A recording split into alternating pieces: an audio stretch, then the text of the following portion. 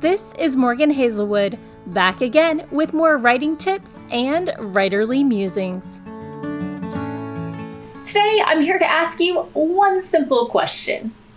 Are you using the easy way to find markets for your short stories and poetry? So, I've got a couple short stories and a poem or two I've been submitting to magazines and anthologies for publication. I'm, of course, slowly racking up the rejection letters from these as I work my way down from prorated at 8 cents or more a word to the semi-pro, let's say 5 cents, to toward the no-pay sites. How, you might ask? In fact, I ran into a couple of people in one of my writing groups on Facebook searching for a better way than randomly picking whatever strikes their interest that week, how to organize how they're submitting their poetry. And they were boggled when I said I just start at the top page and work my way down. After, caveat, doing my research, making sure the sites are something I'd want my work associated with and I feel my work would be a good fit for them.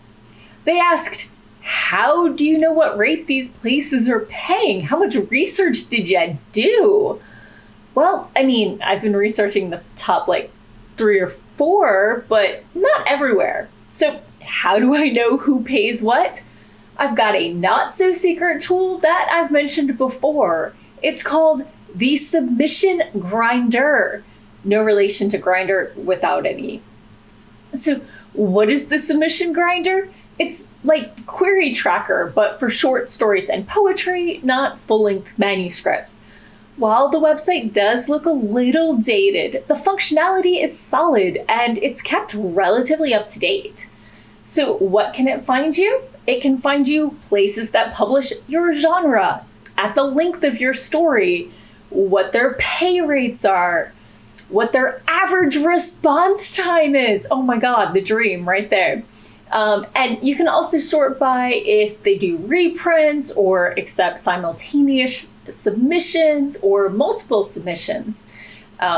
Multiple is probably more for poetry, but some people send out more than one short at a time.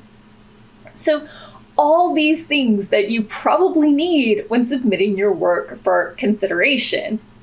But I did say it was like querytracker.net, did I not? How? It's because it helps you track all the stuff that goes with submitting stuff. What can it track? Seriously, Submission Grinder, you should sponsor me after this post. What can it track for you? It can log your stories. It can log your submission dates and places. It can log your rejection or acceptance dates and make note of what sort of rejection it was, assuming you didn't get accepted. And now all you need is for it to tell you the best type of candy to send with your stories. Just kidding. Publishers don't take bribes, or at least they can't when you're querying electronically. Have you used the Submission Grinder before? Let me know in the comments below.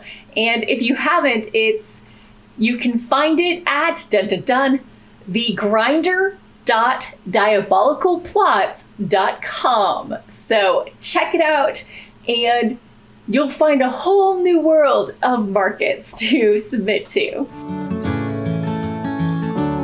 And that's all for today. Thanks for listening. If you enjoyed this episode, hit that subscribe button and share it with all your friends. It goes a long way towards helping people find me.